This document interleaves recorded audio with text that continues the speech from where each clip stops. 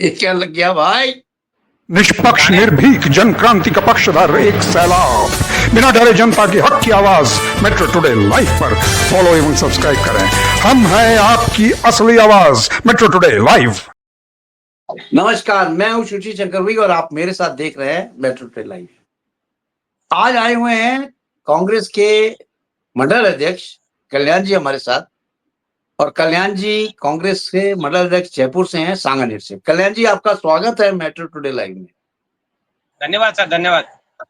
कल्याण जी, पाकिस्तान और इंडिया का जो वॉर हो रहा था पहलगाम के ऊपर, जो आतंकवाद इन्होंने फैलाया था, आतंकवाद को खत्म करने के लिए जो वॉर हुआ, फिर वो पर्सनल वॉर में अटैक चालू हो गया। पाकिस्तान इंडिया खुद आपस में ही लड़ने लगे।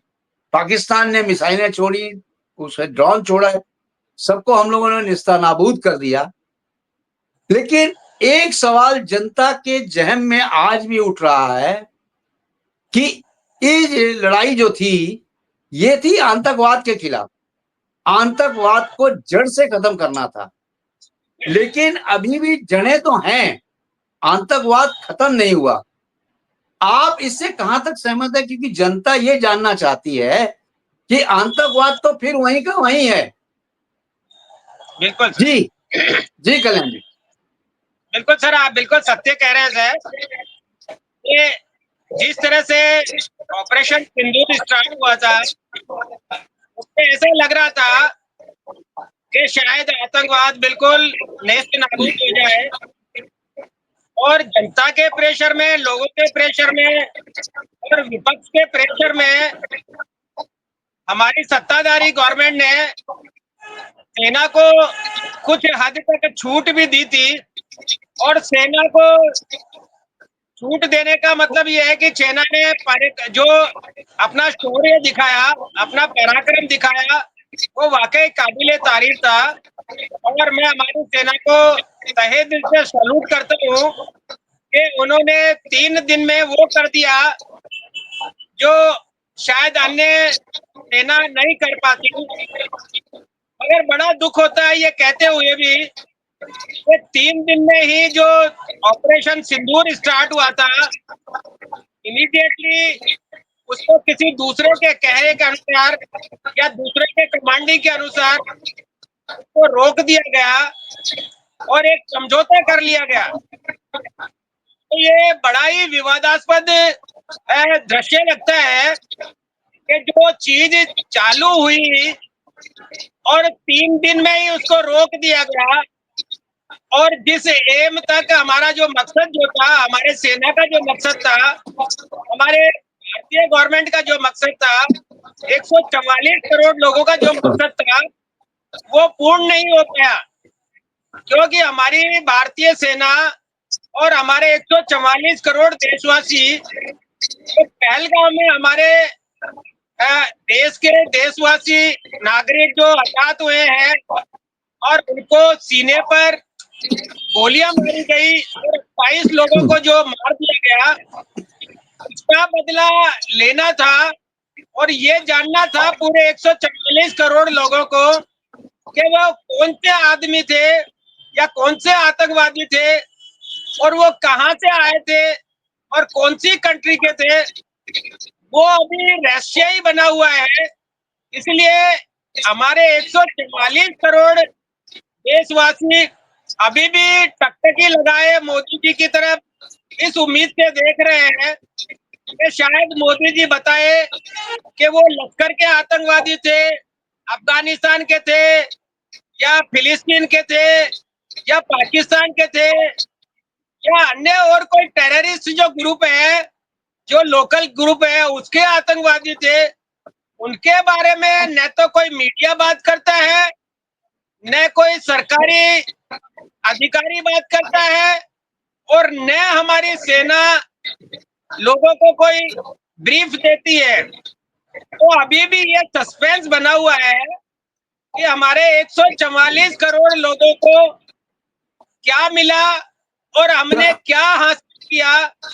और ये जो आतंकवादियों को नेस्त नाबूद करने का ऑपरेशन सिंदूर जो टारगेट था, वो बीच में ही क्यों और कैसे रोक दिया गया और किसके इशारे पर रोक दिया गया? तो ये बहुत बड़ा कल्याण जी, एक गप्पा लगता है। कल्याण जी, मैं आपको यहाँ रोकना चाहता हूं।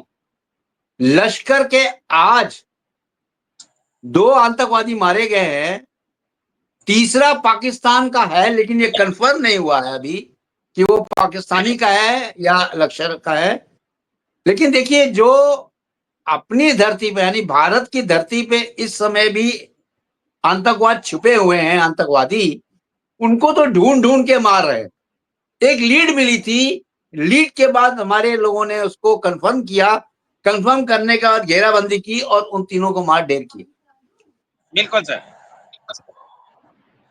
तो ये तो है, आतंकवादियों का रिजल्ट यही होगा जी। देखिए, होना भी यही चाहिए, मगर जी जी। जैसा अभी एक समझौता, हमारे समझौता जो किया गया है गवर्नमेंट टू गवर्नमेंट, हमारी भारतीय गवर्नमेंट ने पाकिस्तानी गवर्नमेंट से एक डीजीएमओ बिठाकर जो समझौता किया है, उसमें एक वार ऑफ एक्ट लिखा हुआ था, और जिसका ये प्रचार कर रहे थे गवर्नमेंट वाले, हमारी सत्ताधारी जो पार्टियां हैं, कि अब जो है वार ऑफ एक्ट लागू होगा, उसमें चाहे से आतंकवादी कोई हमला करे या आतंकवादियों के कोई हमला करवाए तो उसको एक तरह से युद्ध माना जाएगा। तो मैं ये पूछना चाहता हूँ आपके माध्यम से कि आज जो कश्मीर में 3 आतंकवादियों को ढेर किया गया है और 3 में से 2 आतंकवादी उसी ग्रुप के हैं जिन लोगों ने यहाँ पर 28 लोगों को हताहत किया था, तो अब क्या गवर्नमेंट इसको वार ऑफ एक्ट मानेगी और इसके अगेंस्ट कोई कार्रवाई करेगी? इन्होंने सीज फायर कर दिया और सेना को निर्देश भी दे दिया, मगर ये जो दोबारा 48 घंटे में पुनः ये प्रयास किया गया है और हमारी भारतीय सीमा में घुसकर उन्होंने कुछ दुस्साहस करने की कोशिश की है, जिसको हमारी सेना ने नाकाम कर दिया है और उनको डेड कर दिया है, उनको शूट कर दिया गया है। ये तो हम भगवान को धन्यवाद देते हैं, ईश्वर को धन्यवाद देते हैं कि उन्होंने हमारे को एक काबिल सेना और काबिल लोगों के सुरक्षा में छोड़ रखा है, अन्यथा ये हमको कब के नेस्तनाबूद कर देते। तो मैं तो सिर्फ ये कहना चाहूंगा कि हमारी 144 करोड़ लोगों को क्या हासिल हुआ और क्या हासिल होना चाहिए था, यह हमारा जो मकसद था वो अभी भी अधूरा है और हमको जुमले देकर इस पार्टी ने गुमराह किया है। और अभी रिसेंटली मैं एक मीडिया पे देख रहा था कि बीजेपी प्रवक्ता वो ये कहते हैं कि हमने कोई समझौता नहीं किया, हमने कोई वार चालू नहीं किया। तो मुझे समझ में ये नहीं आता कि जब वार चालू नहीं हुआ तो आपने समझौता कैसे कर लिया, आपने घोषणा कैसे कर दी, और वार चालू करने के लिए आपने किससे परमिशन ली? क्या आप वार चालू करने के लिए आप सेना अधिकारियों की मीटिंग बुलाते हो, विपक्ष की मीटिंग बुलाते हो और अपने रक्षा मंत्री की मीटिंग बुलाते हो, और फिर आप कहते हो कि हमने वार चालू नहीं किया, हमने तो लड़ाई चालू नहीं करी थी। तो ये एक ऐसा विवादास्पद स्टेटमेंट है जो बिल्कुल सोच से परे है, और ये ऐसा लगता है कि हम लोगों के साथ में 144 करोड़ लोगों के साथ में खिलवाड़ किया जा रहा है, हमको बार बार गुमराह किया जा रहा है और हमको गुमराह करके डराने का और वोट बटोरने का एक जरिया निकाल लिया गया है कि आप आतंकवादी हमला कराओ, फिर थोड़ा बहुत ये इधर उधर से मिलकर तो हलचल कराओ, समझौता करवा दो और फिर शौर्य रैलियां निकालना चालू कर दो।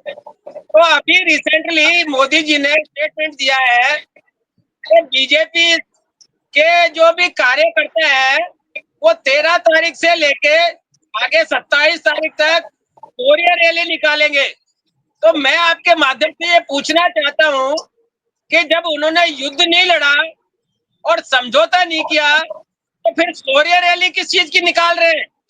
आप कहीं पे भी एक जगह स्टैंड होइए, आप ये कहिए कि हाँ कल्याण जी, शौर्य रैली इसलिए निकाल रहे हैं कि आतंकवादी के अड्डों के ढेर किया है और 6 आतंकवाद जो थे, आतंकवादी के लीडर्स थे, उनको नेस्तनाबूद कर दिया, उनको जहन्नुम में पहुंचाया है, आतंकवाद को खत्म भी किया है। काफी अड्डे उन्होंने नष्ट किए हैं।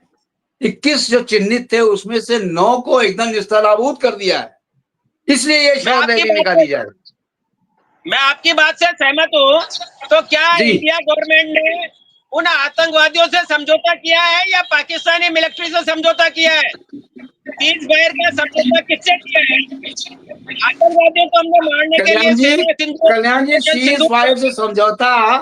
सीज फायर इसलिए हुआ था कि हम तो उनके आतंकवादियों के अड्डे खत्म कर रहे हैं, आतंकवादियों को चुन चुन के मार रहे हैं, लेकिन पाकिस्तान बाज नहीं आ रहा था, वो हमारे सिविलियंस पे अटैक कर रहा था। तो हमारे सिविलियंस पे अटैक कर रहा था तो हम उनके ड्रोन्स को मार गिरा रहे थे और उनको ये एहतियात दे रहे थे कि भाई मत फेंको, लेकिन फिर भी वो फेंके जा रहे थे। It's a kind of war, ये भी एक तरह से वॉर ही है।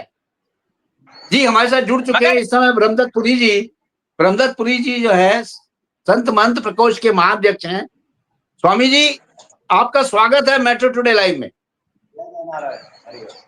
जी स्वामी जी आप बताएं कि अभी जो आतंकवाद तो खत्म नहीं हुआ, आतंकवाद तो वापस चालू है। आज ही 3 आदमियों को मारा गया है, जिसमें से ये लश्कर के 2 आदमी निकले हैं और 1 पाकिस्तानी। ये तो सही टाइम पे कुछ मिली थी क्लू, जिसकी वजह से सेना ने उनको मार गिराया।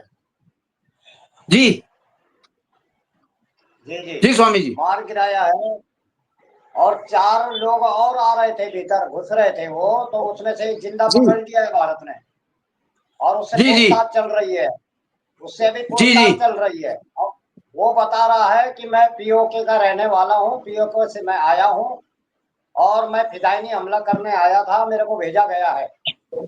और वो ये बता रहा है इनको जो है 30-30 हजार 20-20 हजार रुपए देके वहां पाकिस्तान के जो पार्टनर, जो इनके गार्जियन है, जो बड़े बड़े इनके लीडर हैं, जो आतंकवादियों के गुरु हैं, वो भेजते हैं इनको। तो इनको ट्रेनिंग करके, उसने ट्रेनिंग ली है, वो बता रहा है कि हमने ट्रेनिंग ली है और फिर ट्रेनिंग लेने के बाद हम जो है, हो सकता है आपको शाम तक सूचना मिल जाएगी। और तो स्वामी जी आपका कहने का मतलब ये है कि अब भारत के ऊपर फिदायनी हमला होने की आशंका बढ़ गई है। जी स्वामी जी। तो अब ऐसे लोगों को भेजेंगे, उनको कहेंगे वापस नहीं आना है, मरने के लिए जाओ।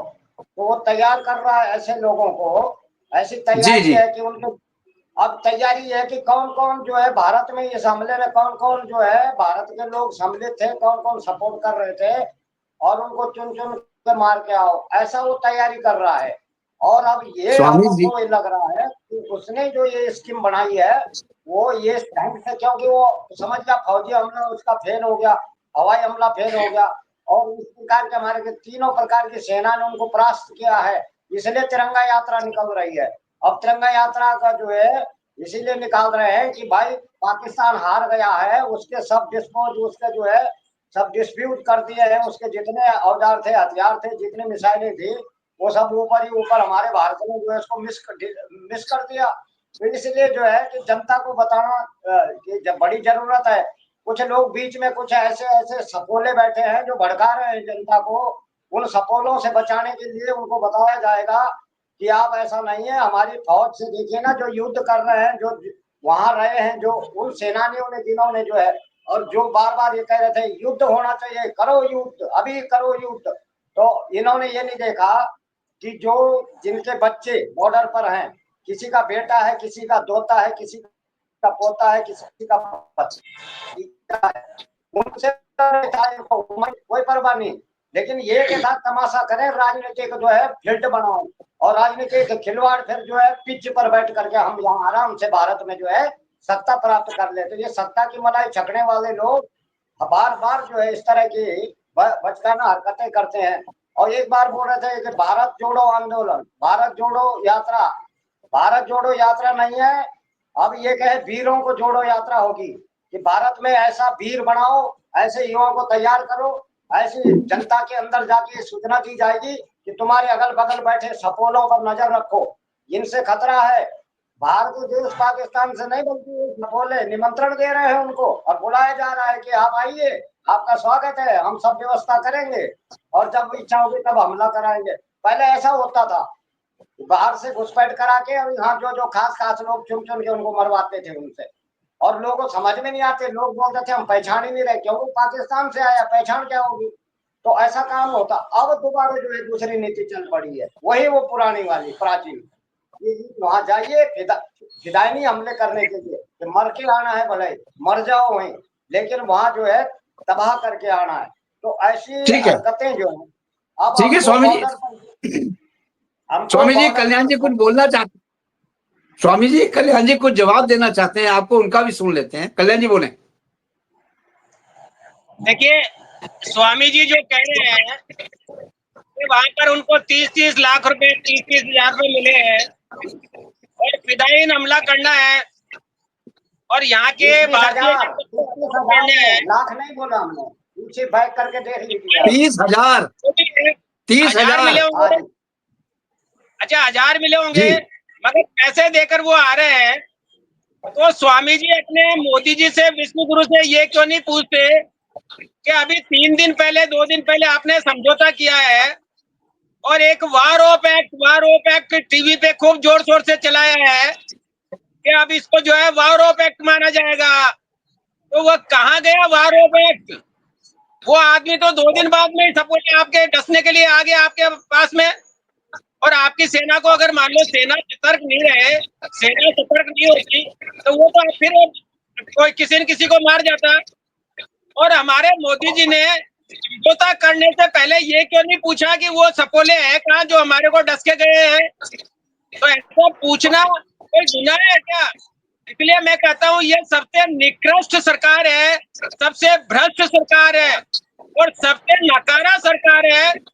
इसने ये कि जनता को विश्वास में लेकर ऑपरेशन सिंदूर चालू किया और हमारी सेना ने पराक्रम दिखाया, और जैसे ही सेना पराक्रम दिखाने लगी वहां के वो आतंकवादियों के अड्डे थे नेस्त नाबूद करने लगी। और इन लोगों को जो यहाँ पर बैठे हैं सत्ताधारी बैठे हैं महंगाई चाट रहे हैं, इन लोगों को खलबली मची और इन लोगों ने फौरन जो उसको समझौता घोषित कर दिया। ऐसा क्यों किया? ये जनता पूछना चाहती है। आप बताइए कि ऐसा क्यों किया? मोदी जी की क्या मजबूरी थी या बीजेपी की क्या मजबूरी थी जो उन आतंकवादियों से आपको समझौता करना पड़ा? और एक आपका प्रवक्ता कहता है कि हमने तो युद्ध चालू ही नहीं किया, हमने तो लड़ाई चालू ही नहीं करी, समझौता किस बात का? तो मेहरबानी करके जनता को मत मरवाइए वोटों के लिए। वोट फिर भी मिल जाएंगे, जनता के कार्य करोगे और आप अपने दुश्मनों पे हावी रहोगे, दुश्मनों को पराक्रम के थ्रू आप हराओगे तो जनता वोट स्वतः ही देगी। आप जनता को गुमराह करते हो टीवी पे बैठ के साहब हमने ऐसा कर दिया। आपने और आपकी सेना ने, हमारी सेना ने, धन्यवाद देता हूं उन सेना को जिन्होंने 21 टारगेट सेटल किए थे और 9 टारगेट ध्वस्त भी कर दिए 3 दिन में। तो बाकी के जो टारगेट थे आपने क्यों नहीं ध्वस्त करने दिए उनको? आपने क्यों रोका? किससे पूछ के रोका? क्या मोदी जी के वहां पर कोई हितैषी बैठे हैं या मोदी जी के कोई रिश्तेदार बैठे हैं या अमित शाह जी के कोई रिश्तेदार बैठे हैं उनमें? तो ये सोचने वाली बातें हैं कि जब दुश्मन जो है हमारे धैर्य की परीक्षा लेता है और परीक्षा लेने के बाद में बिल्कुल नेक टू नेक आ जाता है, गले तक आ जाता है, उसके बाद में हम वार स्टार्ट करते हैं। हमने इतना धैर्य रखा कि उन लोगों ने हमारे बॉर्डर पे हमारे भाइयों को अंदर घुस के मारा आतंकवादियों ने, फिर वहां की मिलिट्री ने वहां पर रह रहे ग्रामीणों को 15-20 ग्रामीणों को मारा, निर्दोषों को। हमने फिर भी धैर्य रखा। जब जनता ने प्रेशर पड़ा जनता का तो मोदी जी ने देखा वोट जा रहे हैं हमारे, आनंद फानंद में उन्होंने मीटिंग बुलाई और ऑर्डर दे दिया और हमारी सेना ने वो पराक्रम दिखाया कि उनके 2 दिन में छक्के छुड़ा दिए। अगर छक्के छुड़ाने के बाद में ये समझ में नहीं आया कि इन्होंने समझौता किस बेस पे कर लिया। क्या पाकिस्तानियों ने सरेंडर कर दिया? क्या पाकिस्तानियों ने आतंकवादी आपको दे दिए? या पाकिस्तान कल्याण में जी, कोई स्वामी जी आपको जवाब दे रहे हैं। कल्याण जी, स्वामी जी आपको जवाब दे रहे हैं। कल्याण जी, स्वामी जी बोल रहे हैं, जवाब दे रहे हैं आप। जी स्वामी जी। बोलिए बोलिए। कल्याण जी कह रहे हैं कि यहाँ जो सेना ने, कल्याण जी कह रहे हैं कि हमारे भारत में जो है मोदी जी ने युद्ध की घोषणा करी। कब घोषणा करी? पहली बात ये है कि घोषणा का मतलब क्या हुआ? यहाँ तो जो है वहां के आकर जो है आतंकवादियों ने यहाँ जो उन पर पर्यटकों पर हमला किया, तो मोदी जी ने तो ये कहा था कि आतंकवादियों को ढूंढ निकालेंगे और आतंकवादी को निशाना बनाएंगे, आतंकवादियों को निपटाएंगे। उन्होंने ये तो नहीं कहा पाकिस्तान को निपटाएंगे।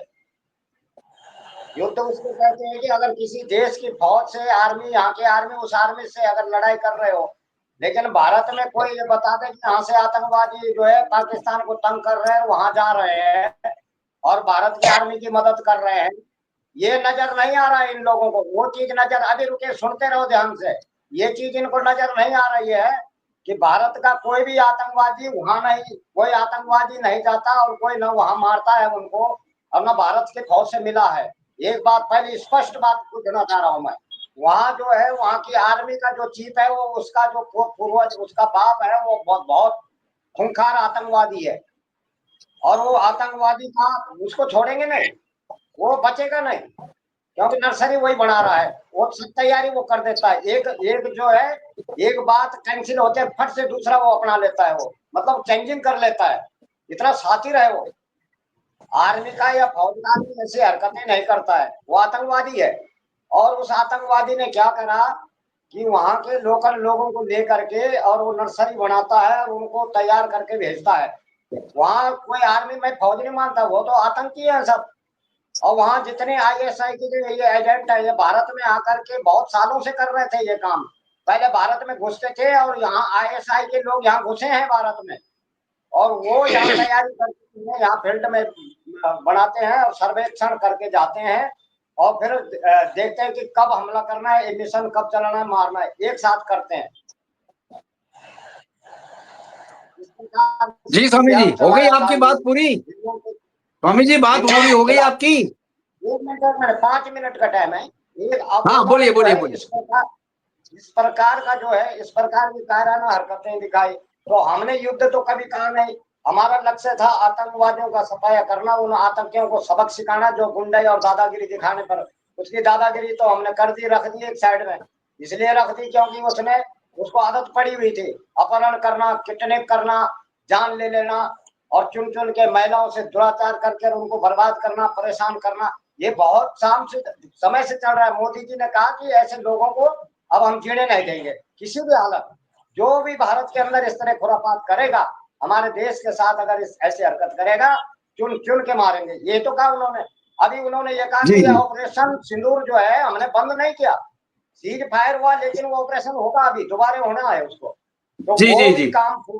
वो काम पूरा होगा, और फिर पाकिस्तान दूसरा पंगा अगर ले तो फिर उसको छोड़ा नहीं जाएगा, ये तो कन्फर्म है। ठीक है। पाकिस्तान जो वो डोनेशन देश है, वो आतंकी स्थान है, वो आतंकियों का देश है, और वहां आतंकियों को पनपाया जाता है। पूरा विश्व परेशान था, अब विश्व ने ये निर्णय ले लिया, जो पावरफुल देश है उन्होंने तय कर दिया, ये जो छोटे मोटे रोड़ा बन के जो है देश को बर्बाद करते हैं हमारी इकोनॉमी को, इनको हम ठीक है। छोड़ेंगे नहीं, ठीक है। ढूंढ के कार्रवाई होगी। ठीक है स्वामी जी। ठीक है स्वामी जी, आपका हो गई पूरी। कल्याण जी से भी पूछ लेते हैं, आपका जो आपने बोला है उसके बारे में कल्याण जी भी कुछ बोलना चाहते हैं। जी कल्याण जी, काउंटर करें। देखिए, जैसा स्वामी जी कह रहे हैं कि वो आतंकवादी है, टेररिस्ट है, और वो वहां पर उन लोगों की खेती करता है, टेररिस्ट कर पाता है, तो मैं ये इनसे ये पूछना चाहता हूं कि जो इन्होंने जो स्टार्ट किया था और सेना को ऑपरेशन सिंदूर के नाम पे आगे बढ़ाया था और आतंकवादियों को समाप्त करने का जो बीड़ा उठाया था, उससे पीछे क्यों हट गए? एक पूरा देश जानना चाहता है कि आपने टारगेट अचीव करे बिना, टारगेट को हिट करे बिना आपने सेना को वापस कैसे बुला लिया, सेना को कैसे रोक दिया? और अब आप कह रहे हैं कि हमने युद्ध का कोई ऑर्डर नहीं दिया था, युद्ध का ऑर्डर देने के लिए अलग से कोई ऑर्डर नहीं निकलता है क्या? जब आपकी सेना आमने सामने लड़ रही है, सेना आपका आतंकवादियों का टारगेट जो है ना हिट कर रही है, और आपने नो टारगेट उनके ध्वस्त कर दिए, टीवी में आप बड़ाइयां ठोक रहे हो और ये कह रहे हो कि पाकिस्तान सेना का हमने एयर बेस या उनका एयर डिफेंस हमने डिस्ट्रॉय कर दिया। तो ये युद्ध में ही होता है स्वामी जी, ये कबड्डी में नहीं होता, ये इलू इलू नहीं है, ये पप्पी देने वाला काम नहीं है कि आप यहाँ से वहां पप्पी दे रहे हो। जब गोलियां चल रही है, लोग मर रहे हैं, रॉकेट चल रहे हैं और वहां से वो ड्रोन छोड़ रहे हैं और आप उन ड्रोनों को डिस्ट्रॉय कर रहे हो, ब्लैकआउट कर रहे हो और सेना को सतर्क कर रहे हो, लोगों को सतर्क कर रहे हो, मॉक ड्रिल कर रहे हो। ये क्या है? ये मजाक है क्या? ये युद्ध नहीं है तो आप कंपनी आदमी है तो आप कंपनी ये तो युद्ध की करते हैं और आपने फिर आपने आतंकवादियों को सपोर्ट क्यों नहीं किया? आपने क्यों छोड़ दिया उनको? यही तो जानना चाहती है जनता। जनता यही जानना चाहती है कि आपने ऑपरेशन सिंदूर चालू किया और ऑपरेशन सिंदूर खत्म क्यों हुआ, किस वजह से हुआ? क्या वहां पर वो कहीं उनको मोटा सारा एक अमाउंट मिल गया या राजगद्दी दे दी या आपको बहुत ज्यादा वोट मिल गए या देश की सेना हताहत हो गई या देश की सेना निराश हो गई? आपने पूरी सेना का मनोबल डाउन कर दिया, पूरे 144 करोड़ लोगों का सर शर्म से झुका दिया और आपने सीज फायर कर दिया। और आज पता लग रहा है कि फिर वापस 3 आतंकवादी मारे गए और सीज फायर के 3 घंटे बाद में उन्होंने ड्रोन छोड़ने चालू कर दिए। तो मैं ये जानना चाहता था, सारा देश ये जानना चाहता था कि मोदी जी की क्या मजबूरी है जब वो इतना कर रहे हैं, फिर उसके बावजूद भी आप पीछे क्यों हट रहे हैं? आपने किस बेस पे समझौता किया है? आपकी क्या टर्म्स एंड कंडीशन रही है? वो देश की जनता को बता दो, देश की जनता को संतुष्ट कर दो, लोग बात संतुष्ट हो जाएंगे। स्वामी जी जवाब दीजिए। अभी जो है ना, जैसे बिल्ली जो है ना चूहे को पंजा मार मार के खेलती है उसके साथ, ये तो अभी पहला खेल था और खेल हुआ है। और अब जब चूहा मरेगा तब आप कहाँ क्या बोलोगे? जब चूहे मरेंगे तब क्या बोलोगे? कोई जवाब नहीं है। हमारा कहना है कि वो जो मुनीर आसिफ मुनीर है, वो जो गुफा में बंकर में बैठ गया था, छुप गया था डर के मारे और समझ लिया कि अब सीज फायर हो गया, अब फट बाहर आ गया। देखो तो क्यों डरा हुआ था भाई? डरा इसलिए है, घुसा इसलिए है गुफा में, वो उसकी करनी कथनी खराब है, डरता वही है हमेशा, खतरा उसी को मालूम पड़ता है। और भयभीत तो वही होता है कि जिसकी करनियां खराब हो और बार बार जो है वो इसी तरह जो है, अगर वो सही सच्चा जो होता, शेर की तरह डांटता, सामने रहता, बोला हम भारत का ये करते, कुछ तो बोलता, नहीं बोल पाया। क्यों? क्योंकि वो जो है छोरा को कंपनी है और ये लोग जो है एक हाथ मिलाते हैं दूसरे हाथ में छोरा तैयार है, मुंह में राम राम बगल में छुर्री। और इसीलिए कहा है कि बिना न मानत जल्दी जड़ गए 3 दिन भी, बोले राम सको तब भाई भी न हो प्रेत। ब्रह्मास्त्र क्यों, उसको अग्नि अस्त्र क्यों निकाले थे भगवान राम? अग्निबाण क्यों निकाला था? जब समझाया जो ईमानदारी से और श्रेष्ठाचार से नहीं मानता है उसको अग्निबाण की जरूरत पड़ती है।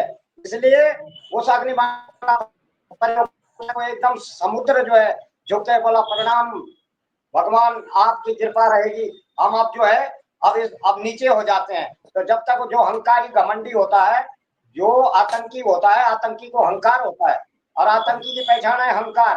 वो हंकार में जो है उस आतंक का हंकार जो है हमारे ब्रह्मोस्त्र ने जो ठीक कर दिया, ऊपर ही ऊपर उसके सारे कुछ उड़ा दिए। और ये पाकिस्तान को जो है बड़ा फील हो रहा है कि यार हमारा जो है अब युद्ध से कुछ हम कामयाब नहीं हो पाएंगे। चाहे कुछ, वो जो परमाणु की दानियां वो छोटे छोटे रखे 250 ग्राम, रोज बोलता है हम परमाणु, हमारे पास परमाणु है, हमारे पास परमाणु है। वो परमाणु तो भारत रगड़ देता वहां जाके, विस्फोट करने वाला था पर बच गया, वो पाकिस्तान बच गया, बार बार धमकी दे रहा था परमाणु की।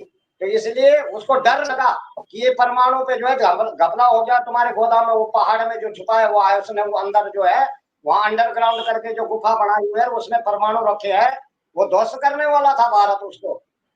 अब पूरा जो है उसने वो समझ गया कि अब इसी परमाणु से तुम्हें मरना है, तो फिर बोला महाराज घुटना टेक बन गया। अब क्या उसने स्कीम लगाई कि अब जो है फिदायनी हमला, फिदायनी शुरू करो भारत में। अब उसने दूसरी स्कीम सोच ली है, लेकिन अब भारत ने भी सोच लिया जितने फिदायनी आएंगे पकड़ पकड़ के मारेंगे और छोड़ेंगे नहीं। इसीलिए जो है अब भारत ने निर्णय लिया है किसी स्कीम को पोषपा के आतंकिस्तान के हम सफल नहीं होने देंगे, हर जगह उसको मात दिलाएंगे, हर जगह उसको मार पड़ेगी, इसलिए हर जगह मार खा रहा है और खाता रहेगा, कभी सफल नहीं होगा अपनी योजनाओं में। वो हमेशा जो है हमारी आर्मी ऐसा ठोकेगी, इनको बढ़िया करके समझाना जानती है। हमारी सब आर्मी हमारी बहुत सक्षम है और बहुत ताकतवर है हमारे देश की आर्मी। जी जी जी नहीं है कि डर जाए, यहाँ के बहादुर हैं, वीर हैं, इन वीरों ने जो है छक्के छुड़ाए हैं, अंग्रेजों के भी छक्के छुड़ाए हैं। ऐसे ऐसे गढ़वाल जी जी जी जी स्वामी जी कल्याण जी उंगली दिखा रहे हैं, शायद कल्याण जी कुछ बोलना चाहते हैं। क्लोजिंग कमेंट्स, कल्याण जी क्लोजिंग कमेंट्स दीजिए। देखिए स्वामी जी चौपाइयां सुना रहे हैं, कह रहे हैं कि भय भी न होने प्रीत, तो आपने क्या भय कर दिया, उनको प्रीत दे दी। दूसरा कह रहे हैं कि वहां पर वो आतंकवादी है, बंकर में घुसा हुआ है, उसने फिदायीन हमले चालू कर दिए, 250 ग्राम के बम रखे हुए हैं। तो क्या मोदी जी इसीलिए डर गए क्या? ये 250 उसके पास में परमाणु बम रखे हुए हैं और वो बहुत खतरनाक आतंकवादी है। मुझे तो समझ ये नहीं आ रहा कि हमारी सेना का मनोबल डाउन क्यों कर रहे हैं। ये पार्टी एक ऐसी पार्टी है जो सेना का मनोबल डाउन कर रही है ऐसी बातें बोल के 250 के परमाणु बम रखे हुए हैं। आप उनको काम भी नहीं करने देते और वोट बटोरना चाहते हैं।